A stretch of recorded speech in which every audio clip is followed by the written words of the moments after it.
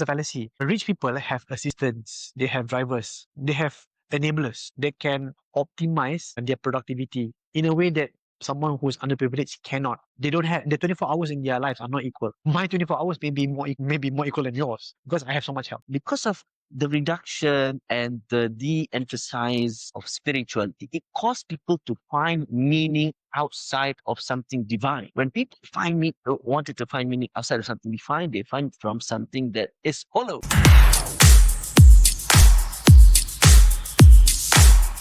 KSI. I'm Zaim, I'm Luqman.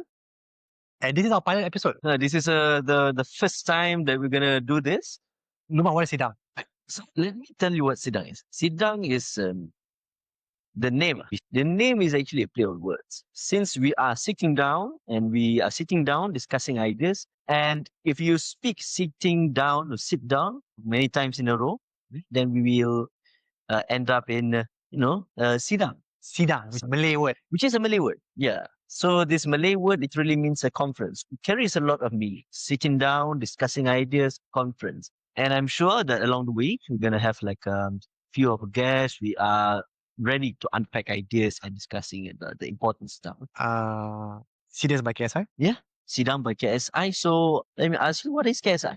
KSI Strategic Institute for Asia Pacific. KSI stands for Knowledge, Strategy, and Innovation. Where leaders meet. As we like to think of our ethos. We want to be the avenue for people, ideas, and insights to meet. And it is a think tank founded in 2018 by Tan Sri Michael Yeo, the OG of the think tank world in Malaysia and also ASEAN. And KSI is an ASEAN-centric, ASEAN-focused think tank where we turn noise into signal. And by signal, we mean insights and ideas that you can use for impact for yourself, organization, and society, and also countries across Asia Pacific. KSI is unique in the sense that we combine both research and advocacy through events, through connecting with people, connecting with role players, speakers, moderators, policy makers, business leaders, civil society leaders, community leaders. So in that sense, as a think tank, we're very active. We're always organizing multiple engagements, whether they are conferences, summits, roundtables, what have you. So we do a lot of things every year. And I'm proud to say actually one of the few think tanks in the region that has a regional focus. So we don't just do events in Malaysia where we're based, but we also do it in Cambodia, in Indonesia, in most parts of ASEAN, and usually we follow the ASEAN chair. So it just happened to be Malaysia this year, 2025, but next year will be Philippines, 2026, and we'll be going to Philippines. Yeah. And then, Thailand, Singapore, Vietnam, following the ASEAN chair. So we're unique in that position, in that sense. People might be wondering, why does a think tank like KSI need Sidang podcast? You know what I mean? Like, why do we need another podcast? Isn't there so many podcasts already? So the offering that we can make to our audience is actually to complement what other podcasts and other things that has been doing in the field. And what we are trying to complement is we are trying to unpack and investigate and scrutinize all the most important ideas and buzzwords that are going, make a lot of rounds in the field. Like, for example, smart cities and AI and sustainability. We are trying to demystify and truly understand, intuitively, what does it mean? Like what this word actually entails and how does it relate to your life specifically. Yeah, so that is the main package offering that we are trying to do. But the core of it is ideas, right? So what ideas that we wanted to unpack and what are the things that we love to demystify? And you go back to ideas. Yeah, ideas. There's a saying, small minds discuss people, average minds discuss events, great minds discuss ideas. And many of our viewers obviously are from Malaysia. And you've been you've lived in the country long enough to know that a lot of times the discourse in our country is revolving around people. And if you're familiar with politics and policy, the people that are in power today are the same people that have been in power for the last at least 3 decades. So if you were born in the 90s, it's the same people that are been there and still are there in 2025. And so there are also discourses around events. There's always an issue, fiasco, a scandal, creative, organized, or that's happening every other day in Malaysia. From cyberbullying, school bullying, digital economy, AI launcher. There's so many conferences right now. As we're recording this, there's the ASEAN summit happening in Kuala Lumpur Yes, no? with world leaders, including President Trump from the US and other leaders convening in Kuala Lumpur. There are many events happening, Yeah, right? Topical. But rarely, I think, and our hypothesis is rarely do we have discussions on ideas. it's true. And just using examples as the Prime Minister of Malaysia using the word Mahakaya, the term Mahakaya, super rich. And if you are familiar with ideologies, there is a very leftist angle when you want to talk about policy. We don't have enough of this. And Luqman, we don't have enough of this. And I don't want to get too deep into policy yet, not yet for the first episode. But Luqman, whenever I'm on YouTube and Luqman, social media, I know a lot of people they come across ideas revolving around personal development. This idea of self-help. Yeah. Okay? Self-help ideas. And it's very interesting when we use a critical lens on self-help. And I'm a big fan of self-help. And this might sound random, but bear with me. I read a lot of books on self-help, how to improve one's personal development, leadership development, what have you. And there is a critique of this idea of self-help. Not so much from the individual perspective, but from the systemic perspective, where we live in a society where some people think that you should take extreme ownership of your life and be responsible for the fate of your life. And therefore, you need to be responsible for your health, your wealth, your faith, your career, everything in between. Everything in between. And some people might argue that this is a very neoliberal, right-wing idea of looking at the world. And sometimes when I look at this, it's interesting because I like to read these books, consume these videos and articles. And I like to think that these ideas don't have a political or public policy slant. But something as innocent as a YouTube video, 5 ways to improve your income, 5-minute method to gain clarity on your career. Do these 3 things to become this. Right. 5-minute app workout to get the best apps. How to run pace 5 km in 25 minutes. Yeah. So this thinking actually, there is actually a foundation. And maybe Luqman, you are more into this idea of philosophy, big picture thinking. Maybe what is your take on this? Right? Because we went from obviously politics, example of it, policy, ideas. Now take us through maybe your thoughts on the foundational aspects of these things and maybe some critique. So the idea, which is the idea of taking responsibility of your life, that one is not new.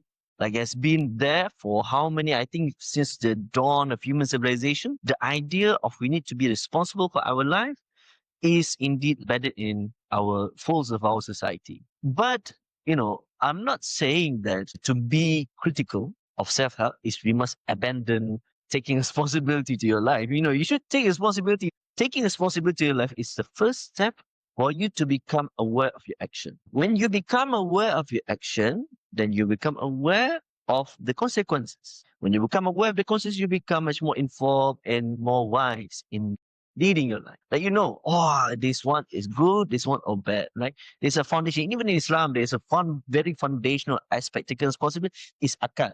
That's why in the Islamic Genesis story, which is when God created Adam and Eve, yada yada, God imbued akal, which is the ability to differentiate between right and wrong, very early on, and as some sort of litmus is when God gave the command, don't touch that tree in the Garden of Eden. And when Adam, right, take the fruit and eat from it, it sort of represent the agency of humans. Does not mean that, no, this is not actually the story of rebelliousness. It is a story of God's grace giving human the agency to pick right from wrong. Right? And when you do something wrong, and when the Father of humanity was sent to earth, and that's the moment where Adam expressed his regrets and his tawbah, which is his repentance, and that's become the foundational story of Islam.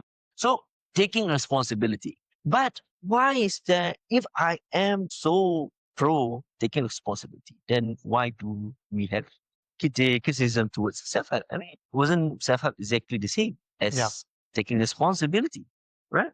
And this is where the point of contention happen, right? Different from religious belief and religious system and any ethical philosophy. Self-help is indeed the branch of, an ethical branch, right? How to live virtuously. However, self-help, with all its faults, and actually remove the structural and systemic causes to whatever happens in you. Like, for example, if you already have like a lot of money and you don't know what to do with your money, there's two ways. For you to spend and be like a total hedonist, or you invest it. Yeah. And it's good. But in philosophy, they ask you, like, where do you get the money in the first place? Like, how do you do it? Is it virtuous, the money that you do? Like, is it better? Philosophy and religious belief system give you a much more rounded view. But self-help is sort of implore you to let go of your thinking faculties in order to you self-optimize. It sort of give you like a false understanding that, oh, you can achieve this if only you do this. But we know that is actually not 100% true. There's a lot of other things. So that's my view of self-help. This discourse on self-help actually is pervasive. It's not just in YouTube or social media, even in policy. There are some politicians in, I wouldn't say where, but in the region that use this argument to say, I'm paraphrasing here, oh, if only the poor people take initiative, they will be in a better position compared to where they are today.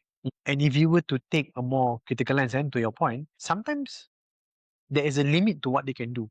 This idea, I don't know if you heard this, we all have 24 hours in a day. And I'm sorry, I mean, this is a fallacy. Rich people have assistants, they have drivers, they have enablers that can optimize their productivity in a way that someone who's underprivileged cannot. They don't have, the 24 hours in their lives are not equal. My 24 hours may be more equal than yours because I have so much help. So it is actually, to think of it, a bit of a right wing angle, right? And if you're from the left, you probably say, if the system was fairer to everyone, yes, I think if I were to take initiative, I'll probably go somewhere. Yeah. But the reality is, many parts, especially this part of the world, in Southeast Asia, if you have access to capital, access to people, you're gonna go very, very far in life. And I think this is a taste of what we're gonna talk about in Sidang.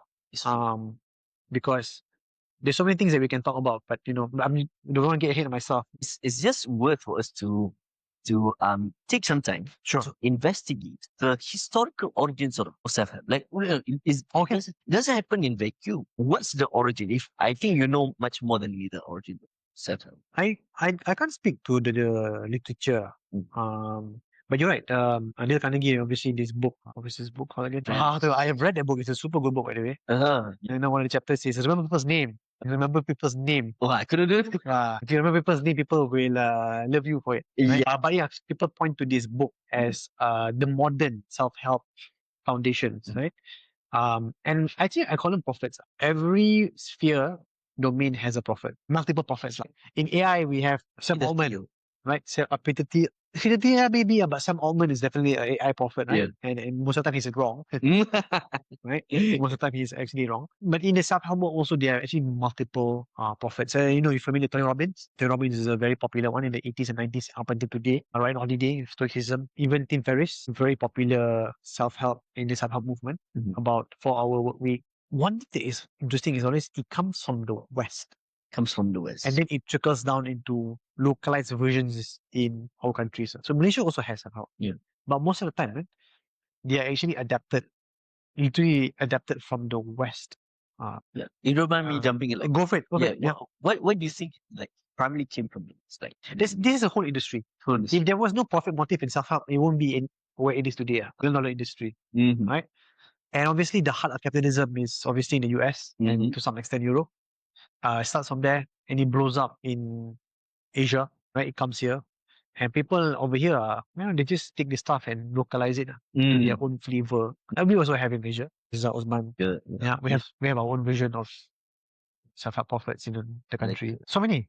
But I think it's important to distinguish between Islamic ones and the more secular versions. I think what you find is, yes, in Malaysia, obviously you have the Islamic version, but you also have the secular version. But it's becoming a lot more prevalent now because of social media. People like to turn all these books into small short form content.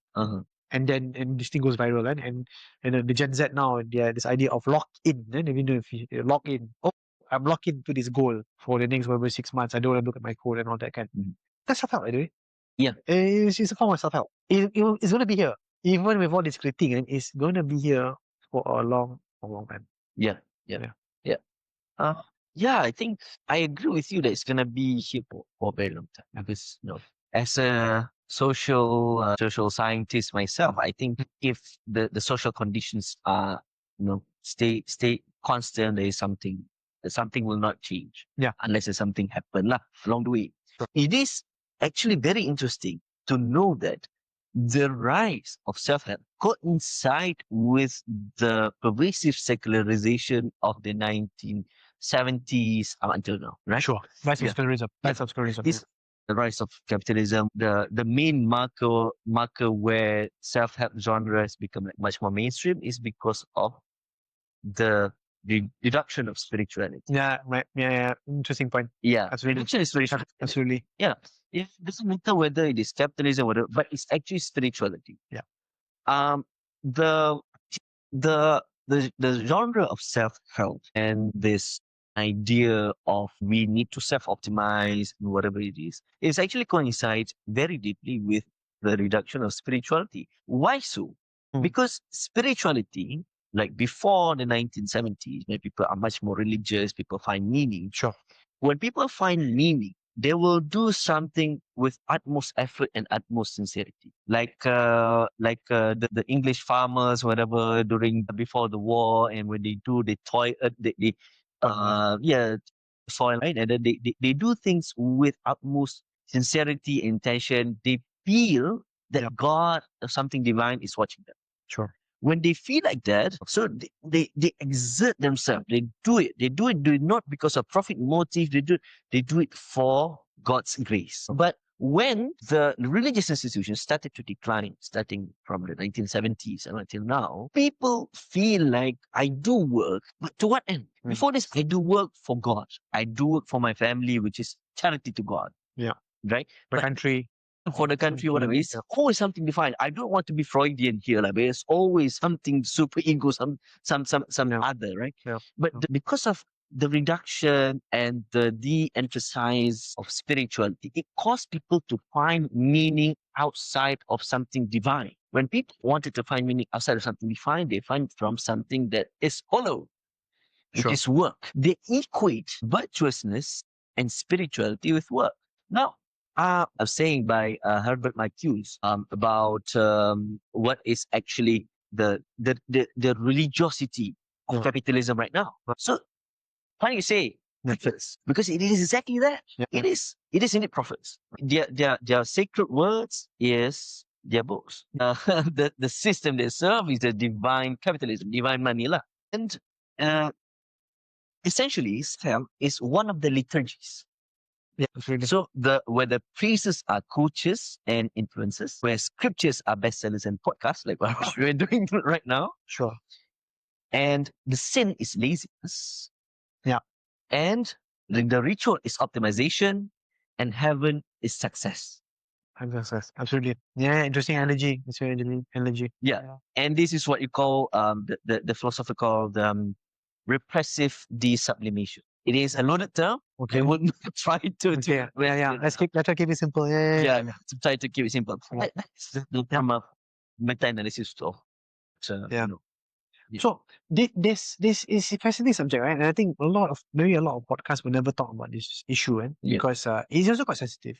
It's true. It is a billion-dollar industry, but there's also a rising critique of self-help, because you cannot, like I mentioned earlier, the idea of you trying to pull your bootstraps and trying to be successful, it's not as simple as it sounds. Just because you work hard doesn't mean you're going to succeed, right? The hardest working person are not the richest person in the world. It's true. It's never the case. Most of the time, the richest person in the world is the one that has the most leverage. And it's very interesting to mention that the rise of secularism has also meant people look for meaning because life is devoid of meaning, especially religious values. But don't forget also, if there was no money to be made here, it wouldn't be so big. It is massive, right? It's massive. Absolutely massive. You go to any bookstore, and now bookstores are dying, but if you go to any bookstores now, you will still literally see shelves of self-help. My nuanced view on this is there's actually some value in self-help.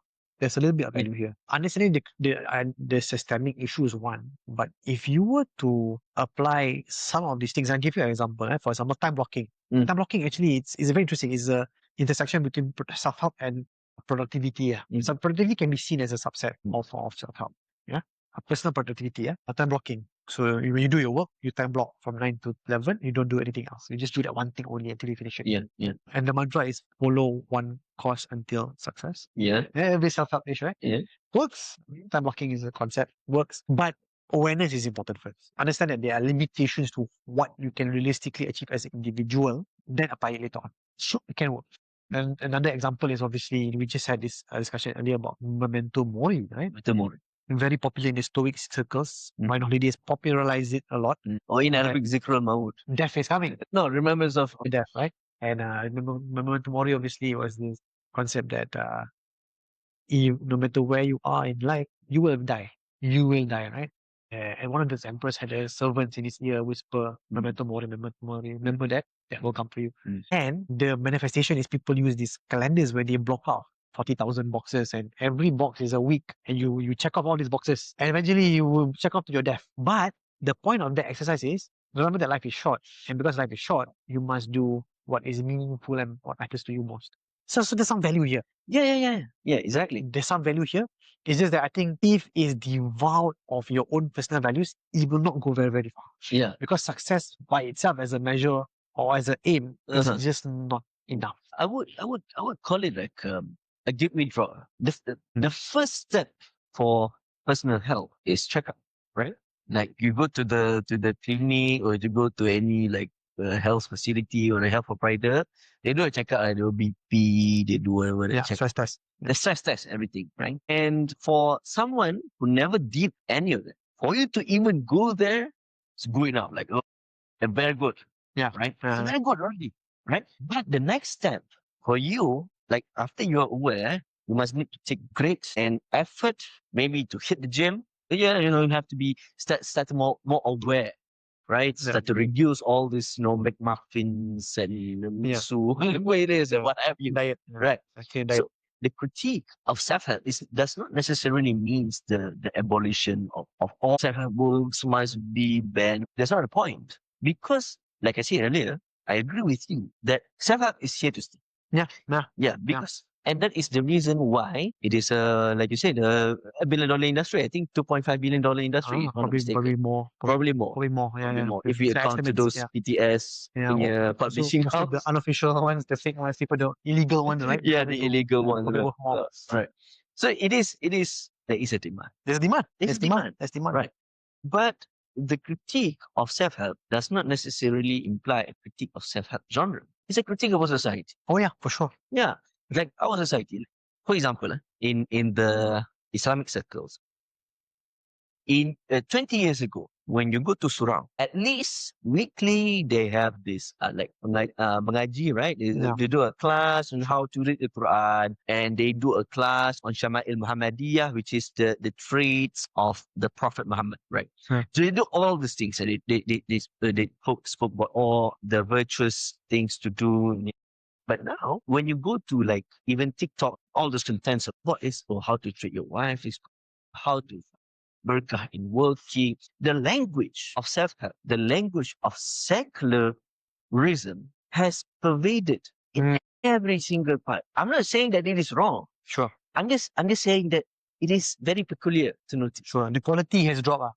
The quality has dropped. Has dropped. Yeah. It is a much better thing for you to read comic rather than not reading at all. Understand. There's a value in Interesting. If we're talking it. You rather read Ryan Holiday for stoicism than read nothing at all. Yeah, for example, right? Yeah. Manga, sure. Yeah, sure. Gempa stars, yeah. Then read nothing at all. There is a value in anything. But the journey, the goal of that is to accumulate value. Yeah. Right. Sure. Like for me, I also might have my starting point. I think this is like one of the earliest self-help book for a Muslim can do which is I read Mutakab Hadith lah. This is one of the stuff. yeah. It told you the stories of the saints and whatever, right? Yeah. Self-help, right? Sure. But we must grow. right? We must do. We must find things like you work right now for the sake of efficiency. We go and tell people, the cleaners, all the people who work in cinema, oh, you must work with utmost sincerity. Sure, good. But when we ask them with utmost, right, amanah, which is, I don't know what amanah is in Responsibility. responsibility. Yeah, But you take yeah, responsibility, ownership, right? You take ownership. accountability. Yeah, Accountability. saya menjalankan amanah. Yeah, yeah. I'm accountable for my actions. Yeah. But like you don't, it comes to a point where all of these axioms and sayings and Only be aware. But to your point is you need to start somewhere. some This is a very interesting one. The reflection of society goes deeper than this. There was a recent article I read at the ASEAN media Yeah. where they talk about, I don't know whether this is backed by a credible poll, but apparently Malaysians read less than 5 books a year. And the books that we read, I was shocked, right? It's like textbook. This is not really reading. Yeah. Reading textbook is not reading per se, right? And it tells me maybe that these are just students reading books, right? Now we are actually becoming less of a reading culture and more of a, I don't know, social media driven culture.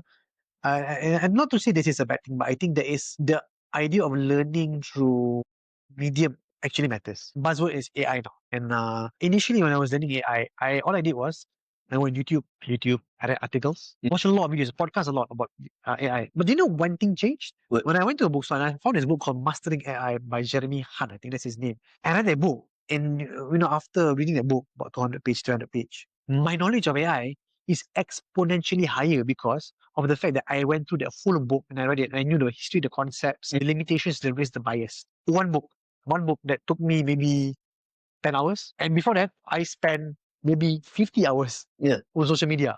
And I still couldn't explain AI in a way that was presentable and intelligible, right?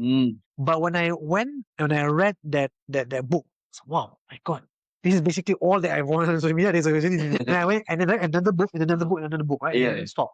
And I start realizing that actually some things in life that you want to learn actually is hard. It is hard, but sometimes you have to put in the time to go through that difficulty because that's how you learn these things, right? So try by fire. Yeah, trial by fire, exactly. You have to learn these things the hard way sometimes, right? And maybe it's a bit of a self-criticism as well. We're doing a podcast about these things. But also a call to action is that start somewhere, start small, but eventually you have to level up and do bigger things. And that also means you gotta maybe pick up books, easy books, but eventually pick up harder books It's true. that you can digest, learn, and potentially teach others about.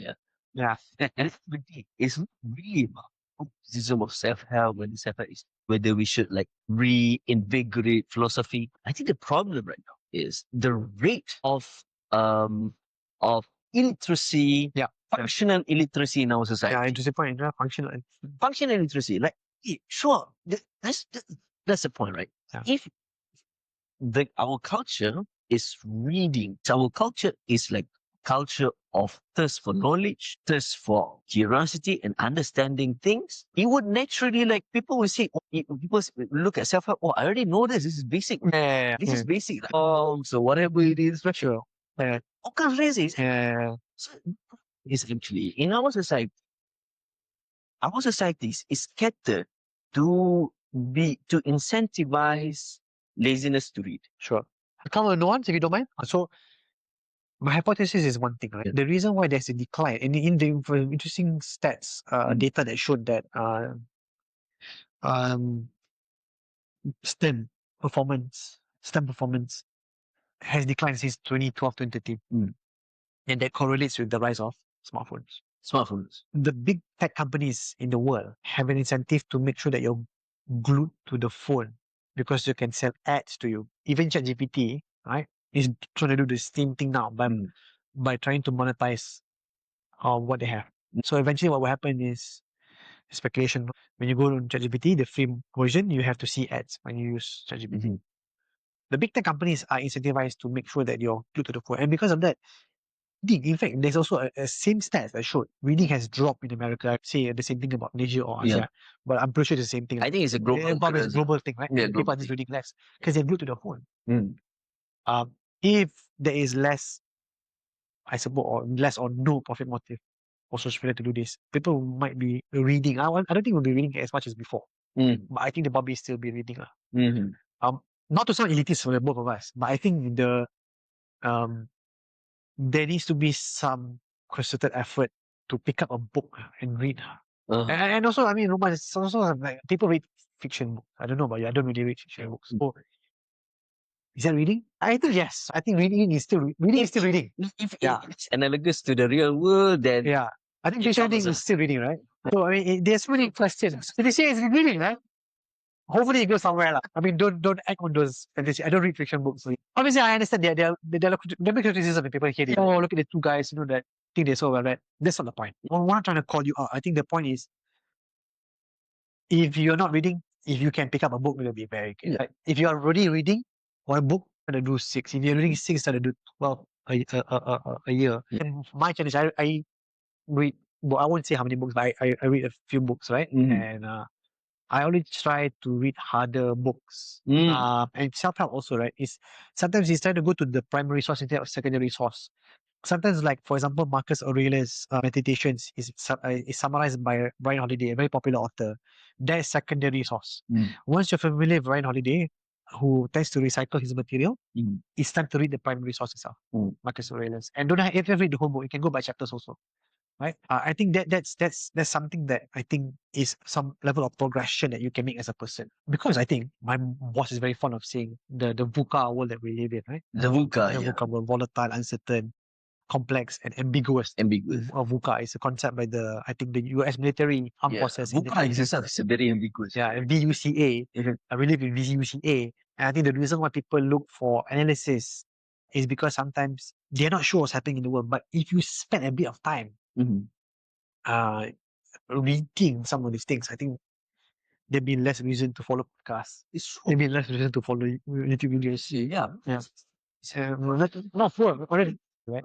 Yeah. I did it like I did that. 10% ago. 1%.